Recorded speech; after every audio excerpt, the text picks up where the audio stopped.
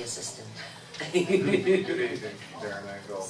She's too cute. You can't do your report. She's distracted on me. Bryant Park Neighborhood Association with Lorelei Engel. We also have Herman Robinson in the audience. Let's see. What is this corrected here? Please make sure you speak into the microphone. Thank you. We're here to talk about our little neighborhood, the Bryant Park Neighborhood Association. Might I suggest moving that big microphone over there, because that microphone never seems to work very good from the podium.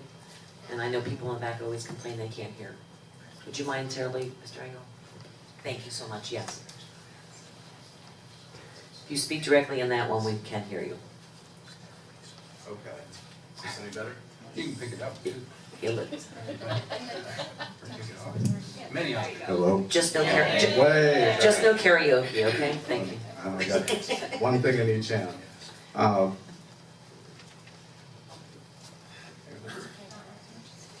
on, I think we have technical. There we go. One thing nice about our neighborhood, we're small, but we're very, very diverse. As I've got welcome here, I've got welcome in all the languages that I know to be spoken in our neighborhood by people that have either moved here from other countries, live here temporarily or seasonal from other countries, and there we go. And the flags from all the different countries, everywhere from South America, Europe, Canada, and of course, definitely the United States. Just a quick little map of our neighborhood. We are, to the north, our boundary is Lucerne Avenue. To the east, the Atlantic Ocean. Where do I point this thing? Okay, at that computer, okay. To the south, 5th Avenue South, and to the west, South Federal Highway. South Palm Park Historic District, Bryant Park is in South Palm Park Historic District. We share that with the other neighborhood association, South Palm Park. There we go. We are home to Lake Worth's first pioneer home. I believe her name is Fanny James and her husband, and it's featured in Ted Bornstein's book. On the bottom, the picture that just came in is one of the hotels that was on Palm Way and Lake Avenue, which was built somewhere around 1910. It is no longer there, unfortunately. And the Gulfstream Hotel. Some of the oldest homes that still remain in the city are located in Bryant Park neighborhoods, and we're very, very proud of that. The neighborhood was also primarily the city's vacation destination, and there were more hotels in the neighborhood, a lot of seasonal homes, vacation homes, and cottages.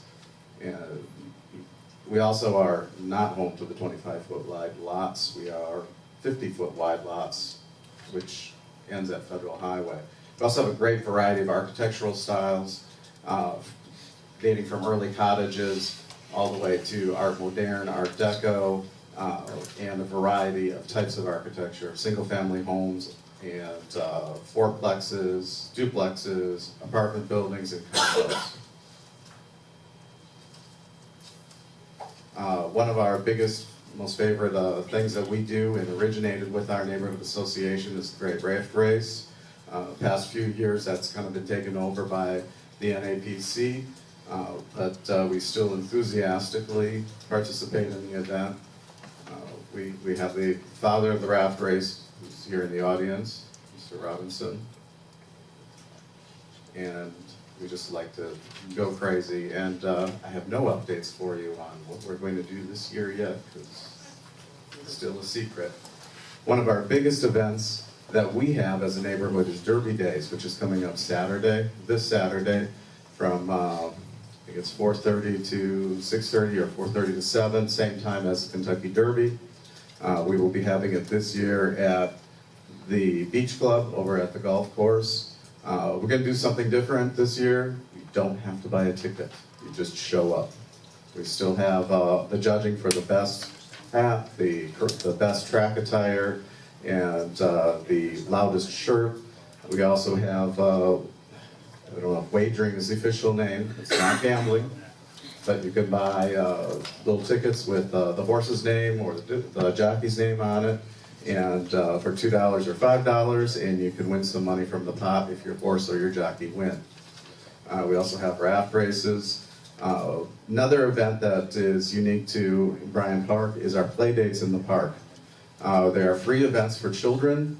We very often have activities planned, including yoga, hula hooping, soccer, etc. Up on the upper right is one of our next ones that's planned for June 3rd. And it's planned during the school hours, but that's not a school day anymore. That's their first summer day off. You know what? I think it's on autopilot or something. Oh, you are? That's like, I can't figure out this timing thing going on.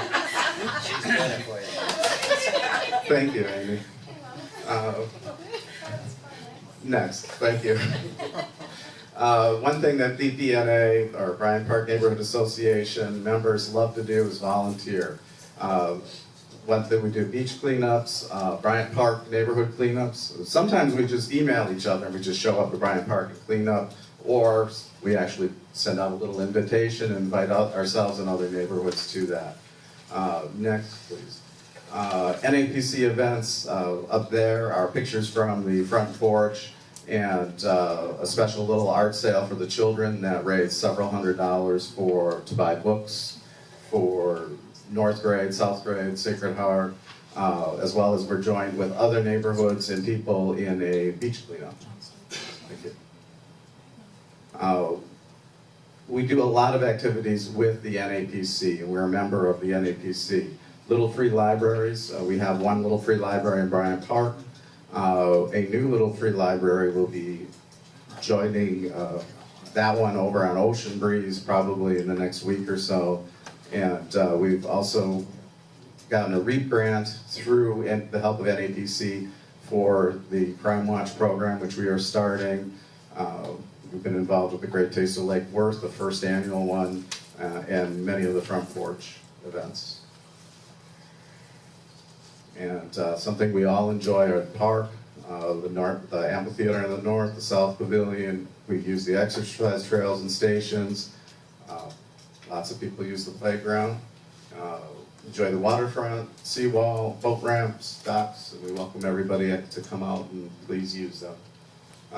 And we do have some smaller members of our neighborhood association, and they love parades, joining in the Raft Race, going down to the playgrounds, and it's a social event, kind of like us going to a bar or event or something. They like to go to the playground to see which friends they can find at that given moment. And anything else that they love to do, because they can figure out a lot of things. The shoreline's a lot of fun with them. And something that's very dear to our hearts is living with nature. We have the beach, intercoastal in various different forms, including boat ramps, piers, docks, whatever, and the natural habitats. The coast, I don't know if we like, is it the coast restoration or mangrove restoration or seagrass, whatever. The oyster catchers have moved in, which is exciting, and I believe those are two little oyster catcher babies. Where I got this picture from didn't say if they were, but I'm going to assume it. And especially for children, it's a great thing of fascination to basically see almost something new every day you walk over to the waterfront. And one more click, please. And we want to say thank you. If you have any questions, we're open to questions, but we enjoy presenting to you. Thank you very Thanks. much. Commissioner Wayne? You mentioned the living with nature part of it. Thank you for pointing out the oyster catchers there. Can you give us any sort of an update? I didn't see it in the pictures of the Michael Singer and Company Studio feature that's on the shoreline in Bryant Park, pretty close to the bridge. Can you give us an update on how it's growing back in and maybe a little explanation of how that works? There are these kind of, I don't want to call them ornamental because they're extremely functional. You're talking about the blocks that kind of go out from the seawall and have sand filled in them. They seem to be growing grasses. It's been a few days since I've been there. I've climbed over them because that's part of our Bryant Park cleanup on occasion. But it is interesting to see that life seems to be taking root in them in various different ways. It's not just plant life, but animal life. And it looks like, I believe I've seen some oysters trying to grow on them. But I do have to admit, it's been a little bit since I've been on them, or next to them. A project that you might think about taking on, those were originally designed, there was actually a lot of design in those, and as an architect I think you can appreciate it, particularly the elevations, that water comes in, sediments don't come in, that sort of thing was pretty well thought out, Right. both for current sea level and future. But the original intent was that those would be planted with mangroves. So that might be an interesting project for the Bryant Park Association. They're pretty easy to plant. Okay. Didn't know we could be involved, but we do have ongoing scheduling of term representatives. And we can ask them next time. I can give you an update a little bit about it. One person that I've talked to is Daniel Bates, the director of Palm Beach County Department of Environmental Resources, and he's going to be reaching out to you, I believe, to Bryant Park to talk about some of the planter version mangroves.